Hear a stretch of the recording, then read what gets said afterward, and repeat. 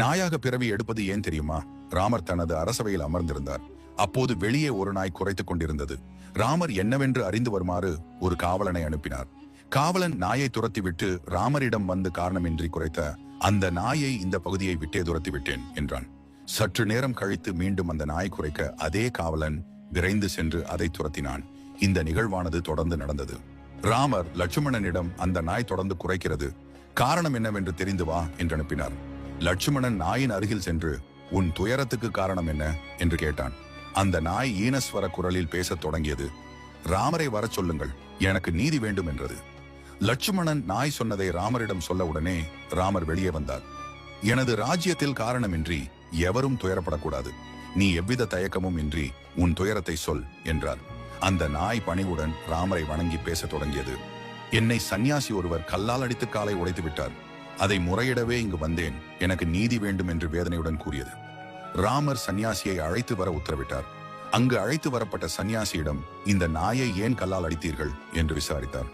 அதற்கு சந்நியாசி, நான் பிச்சை வாங்கி வரும்போது இந்த நாய் எனது பிச்சன்னத்தை தொட முயற்சி செய்தது.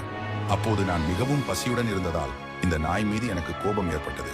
எனவே அதன் மீது கல் எறிந்தேன் என்றார். ராமர் புன்னகை மாறாத முகத்துடன் அவரை நோக்கி, இந்த நாய் 5 அறிவு படைத்த பிராணி.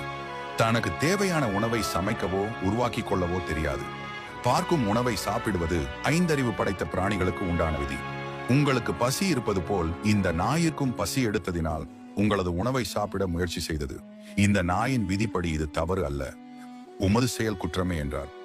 நாயின் பக்கம் திரும்பிய ராமர், சந்நியாசி உனக்கு கெடுதல் செய்திருப்பதால் இவரை தண்டிக்கும் பொறுப்பை உன்னிடமே ஒப்படைக்கிறேன் என்றார்.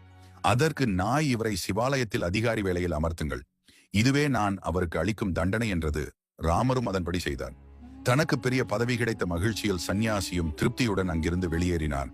நாயும் மனநிறைவுடன் அகன்றது. சாப்பாடு இல்லாமல் திரிந்த சந்நியாசிக்கு இப்படி ஒரு பதவியா என நாட்டு மக்கள் பேசத் தொடங்கினர். ராமரும் குழப்பமடைந்தார்.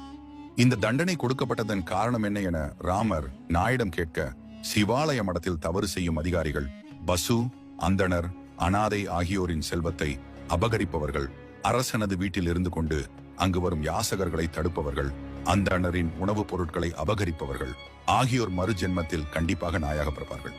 சென்ற பிறவியில் நான் செய்த தவறு இப்போது நாயாக பிறவி எடுத்துள்ளேன். எனவேதான் சந்நியாசிக்கு இப்படி ஒரு தீர்ப்பு வழங்கினேன். இந்த ஜென்மத்தில் எனது பசிக்கு உணவு தராமல் தவறு செய்த சந்நியாசி சிவாலய பணியில் இருந்து நல்ல விதமாக பணி செய்தால் என்னை அடித்த பாவம் தீர்ந்து நன்மை அடைவார்.